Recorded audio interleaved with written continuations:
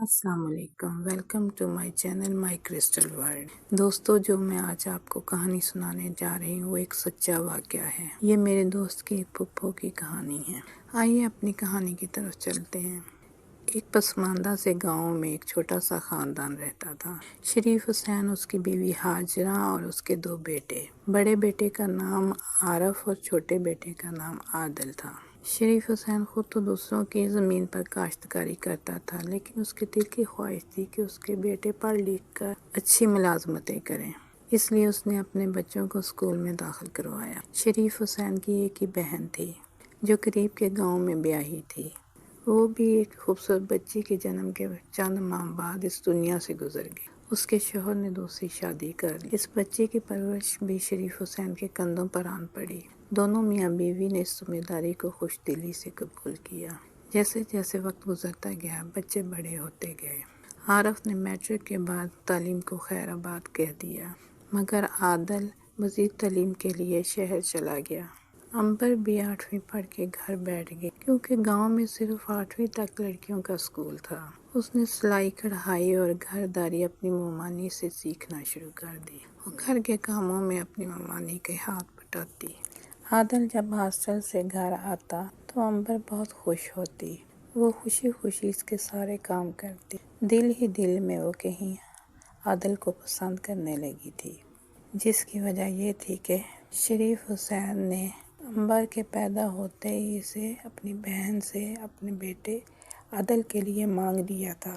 اس طرح اس نے ہوش سنبھالتے ہی اپنا نام عادل کے نام کے ساتھ منسوب پایا، مگر عادل نے کبھی اس میں دلچسپی ظاہر نہیں کی۔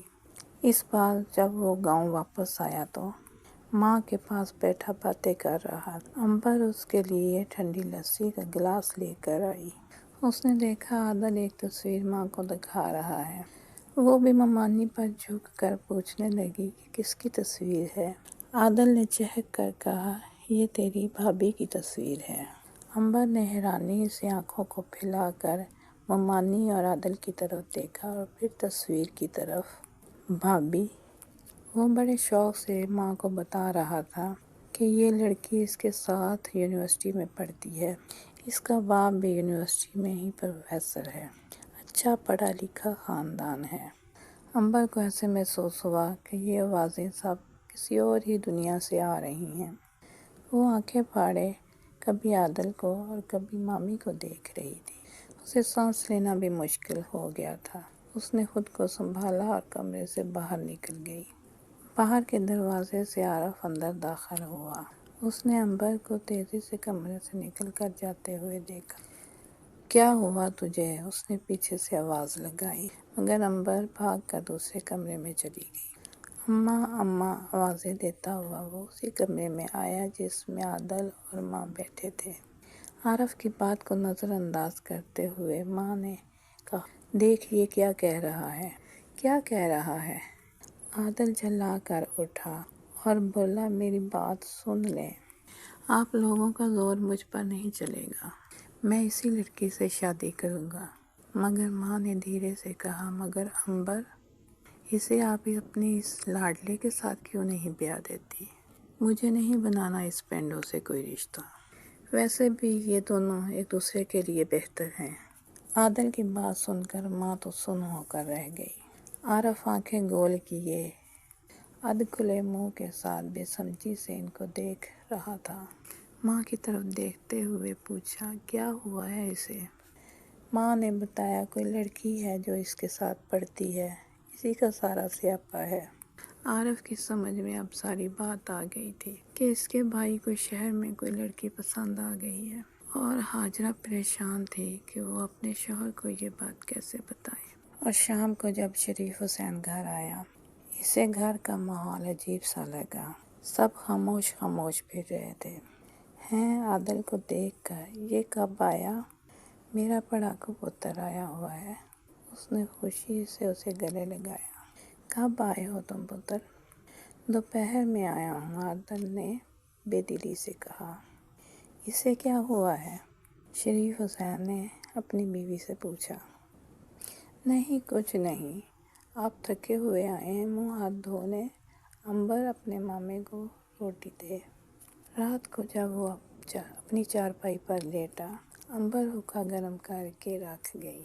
ہاجرہ خاموشی سے اس کی پانتیوں پر آ کر بیٹھ گئی۔ شریف حسین نے گردن اٹھا کے حقے کی نالی اپنی طرف موڑتے ہوئے بیوی سے پوچھا، کیا بات ہے؟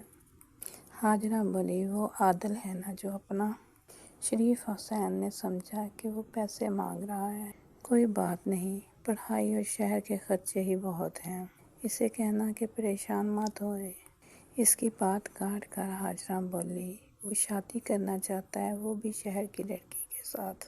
اس نے جلدی سے ایک ہی سانس میں یہ بات کہہ ڈالی۔ شریف حسین کے چہرے پر تھوڑی دیر پہلے جو بیٹے کی محبت تھی وہ دھیرے دھیرے غصے میں بدل گئی۔ اس نے رعب اور غصے سے کہا، اسے نہیں پتا کہ عنبر اس کی منگ ہے؟ بلا اس الو کے پٹھے کو، میں بات کرتا ہوں اس سے۔ باپ کے ڈر سے عادل چپکے سے گھر سے باہر نکل گیا۔ شریف حسین نے خود عادل کو آوازیں دی، عادل عادل۔ عارف فوراً کمرے میں آیا۔ ابا وہ تو باہر گیا ہوا ہے۔ شریف حسین نے کہا، جیسے ہی وہ نالائق گھر آئے مجھے بتانا۔ ادھر عنبر کا اپنے ماموں کی باتوں سے حوصلہ بڑھا اور امید بندھی۔ دوستو، اس کہانی کا باقی